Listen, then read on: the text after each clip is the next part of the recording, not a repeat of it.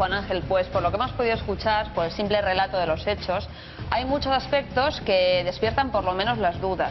Si alguien quiere hacer desaparecer 3 cadáveres, como se intentaba hacer en este caso, sin dejar huellas, ¿cómo puede ser que te olvides por error ese volante de la Seguridad Social con datos personales de alguien? ¿Es creíble eso? Y sobre todo, hecho trizas que el viento y la lluvia, y en fin, 2 meses después todavía sigue allí. Sí, no, creíble no es. Es difícil de creer. Es muy difícil de creer. Parece que lo depositaron. Es más creíble que se depositara ahí. Porque como bien has dicho, han hecho pruebas dejando papelitos ahí en esa zona en diferentes épocas del año y vamos, el que más cerca quedaba como a 20 metros y los que no desaparecían, ¿vale? Porque con la inclemencia del tiempo, con el viento que sopla ahí arriba, pues desaparecen. Los únicos que quedaban eran que estaban incrustados contra las zarzas, ¿de acuerdo? Eso o sea, con respecto al papelito. Que esto nos llevaría a pensar que alguien deliberadamente colocó esta prueba para incriminar a alguien con el paso del tiempo. Sí, porque la posibilidad sería que se le hubiera caído a alguien, pero que se le haya caído a alguien y 2 meses largos, porque fueron como 75 días, pues por probabilidades hay menos, hay muy poquitas probabilidades. Pero bueno, esa es una de ellas, esa es una de las dificultades de lo que yo decía, ¿no? Que hay una historia que nos han contado oficial y la no oficial. En la no oficial tenemos el papelito ese, tenemos que las chicas fueron torturadas en esa cabaña, dicen, en esa guardilla, pero no hay ni un resto de sangre, no hay ni un resto de ADN. Dicen que fueron ellos dos, según Ricard, que las violaron, las torturaron. Hablamos de ADN y de vello púbico, que hicieron en una autopsia, otros forenses. Se encuentran 7 pelos púbicos de 7 personas, o ADN muestras de 7 personas diferentes que no son ninguno de los dos, ni Ricard ni Inglés. Se encuentran de 12 a 15 pruebas de personas diferentes y por lo menos de 7 personas diferentes son esas pruebas. Y ninguna de ellos dos. Hombre, pues es difícil creer que solo participaran ellos dos o que incluso participaran ellos dos. Sí, porque hay un momento también durante el desarrollo de los hechos que también se supone que ellos bajan a un bar durante todo ese proceso satánico, diríamos así, en el que ellos bajan a un bar del pueblo, compran unos bocadillos, una ensalada y agua mineral y vuelven a subir cogiendo el coche. Es decir, sí. Eso es también factible, es decir, tú dejas una cosa, tienes que ser muy frío o tienes que estar, vamos, muy seguro de que no te van a pillar. En todo caso, tendrías, si estás en ese punto de la historia, tendrías que ir manchado de sangre o tendrías que tener restos de algún tipo de esa violencia. Es difícil. Si nos ponemos a pensar, pues podría ser, las dejamos atadas, las dejamos desmayadas o ya las hemos matado y entonces bajamos, sí, nos tendríamos que haber limpiado, bajamos, hay poca luz. Por posibilidad podría ser, pero es que todo es tan poco creíble, hay tantas pruebas en contra, pruebas probadas, forenses sobre todo, ¿no? Ya no tanto circunstanciales, eso es circunstancial. Bueno, ¿puede alguien, como tú dices, dejar a unas personas arriba, bajar, comprar unos bocadillos y volver a subir? Por posibilidad, ¿y no tener restos? Sí. Podrían tener, se podrían haber lavado. Dicen que no había agua ahí arriba, pero también luego había un pozo. Hay muchos datos contradictorios que si queréis los vamos a ir ordenando un poquitito para saber cómo fue toda la historia, ¿no? Dicen que les cogieron a estas niñas en una carretera. Bueno, eso que hemos oído hablar de un coche y de un Corsa que decía el vídeo, no es exactamente así. Siento contradecir al vídeo. La señora vio un coche blanco, de 4 puertas, más grande que un Corsa. Que cogía las 3 cuando hacían autostop en la gasolinera. Que cogían las 3, ¿vale? Ni tan siquiera un Corsa, porque el Corsa es el que tenía Ricard después, el coche blanco. Dice que las cogió. Es lo único de lo que se tiene bastante constancia que puede ser así. No saben hacia dónde las llevó o si las dejaron allí. Después de eso ya no se vuelve a saber nada más de ellas. Si hubiera sido el Corsa, que es el que hablamos, subir por el camino hasta donde se llega, ahí es bastante difícil. Yo no he subido, pero por las informaciones que hay, si no imposible. Porque está lleno de baches y tendrías que pararte para empujar el coche para subir, si vas con 4 personas, con lo cual, bastante difícil. Si las han golpeado, porque decían que una vez dentro las habían golpeado, habrían sangrado, les habían roto incluso algún diente, con lo cual te tapas la cara, si eres una chica o un chico, el que sea, te tapas la cara, te empiezas a ensuciar. No había restos en ningún lado, no solo en ellas, tampoco en el coche.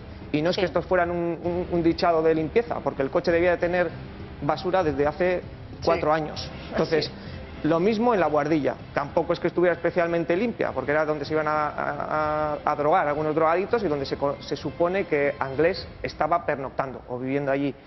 Tampoco tiene pinta de que hayan dejado aquello muy pulcro en 2 meses. Esa serie de contradicciones son las que se dan en toda la investigación, que no se siguen, y que llega un momento en que el Tribunal Supremo dice, bueno, no parece verosímil que hayan participado otras personas en el asesinato de estas niñas. Y ahí se cierra con el Pero Supremo. Juan Ángel, A pesar de con una prueba tan evidente como Mucho. es unos vellos púbicos, un ADN, que no pertenecen a ninguno de Sí. esas dos personas, ¿cómo Más es claro. posible que un tribunal pueda decir eso? El fiscal en el Tribunal Superior dejó la puerta abierta por esas pruebas, lo que tú has dicho, por las pruebas de ADN. Yo dejo abierta que se pueda seguir investigando, pero el Supremo decide, ¿cómo es posible? Le preguntaremos al juez, pero lo determinó así. No solo con eso, si es que hay muchas más. Con el tema forense hay muchas más. Las mataron de un tiro a cada una de ellas. Bien, 2 de ellas son asesinadas y parece que son asesinadas en vida. Pero hay una tercera que no es asesinada en vida, porque ponen donde habla el forense que le disparan, pero que en el agujero, en la bala, en el orificio de entrada no hay hemorragia, con lo cual parece que estaba muerta. Y esa muerte era bastante probable que pudiera ser por asfixia. Si es por asfixia, esa niña ya no ha sido asesinada como dice Ricard. Pero es que Ricard tampoco ha probado que haya ocurrido todo eso, porque ni tan siquiera le llevan a recrear la escena del crimen y que vaya diciendo qué es lo Los que ha hechos. ocurrido. Claro, pero es que en las declaraciones de Ricard hubo muchas contradicciones y, como tú dices, nadie se ocupó de contrastar. Sí, eso es, hay muchísimas, nadie contrasta. Dan por supuesto que lo que dice este señor, como se ha autoinculpado, va a misa y es así. Y tenían que haber tratado de probar si lo que él decía era factible o no era factible, o en qué probabilidad era factible. Sí, otra de las cosas, otra de las cosas que eran muy curiosas es también lo que tú decías, ¿no? Anglés se escapa cuando la policía se supone que va a buscarle a casa. Se escapa de una manera facilísima, o sea, salta por su casa, por una ventana, ¿qué tal? Es decir, ¿fue todo tan chapucero? No. ¿O es que Bueno. se quiso hacer de esa forma? Bueno, lo de la escapada de Anglés, ni tan siquiera en el juicio, ni tan siquiera la policía dice que fue así. O sea, eso fue cosa de los medios. Ni tan siquiera hablan, en ningún tipo de juicio, ni la policía que se escapara cuando ellos llegaron, ni le dan crédito a lo que dice la madre que saltó por la ventana, ni mucho menos. Ajá. O sea, no se piensa eso en absoluto, porque 2 días después, esto fue el 27, el día después, 28, a Anglés la habían visto con una barra de pan debajo del brazo y unas mandarinas que iban dando por el pueblo. De los del pueblo, con lo cual no es creíble, No se había escapado. no, pero ellos tampoco, quiero decir, las fuerzas de seguridad dijeron en ese caso eso, te escaparía después, la avisarían, dirían, o vete tú a saber cómo fue, pero esa fuga no ha sido así. Pero no suena un poco No ha sido leyenda así. toda la fuga de este hombre, es decir, Y luego- hoy con la Interpol, con todos los mecanismos Sí. policiales que hay para seguir a alguien por Europa Sí. y por el resto del mundo, se va a Lisboa, embarca, dicen que se ahoga en el mar, es decir, no suena todo demasiado inventado. Eso es que es todo como que no se quieren conseguir hacer las cosas. No se siguen las pruebas forenses, no se siguen unas pistas, no se investiga si lo que cuentan como relatos ocurrió, no se hace un seguimiento, una jaula para encerrar a cuando alguien está persiguiendo a alguien para localizarlo. Vale, como hipótesis pudo haber tenido mucha suerte y haber salido por un tren o haciendo esto, bueno, puede haber salido, pero son demasiadas casualidades dentro de todas las demás casualidades que estamos hablando. Es más, si hablamos de casualidades, hablamos de las casualidades de los apicultores, que fueron los que descubrieron también. a las Que niñas. encontraron la mano de una de las niñas. Pues eso se encuentran en enero, claro. En enero fue cuando encontraron a las niñas.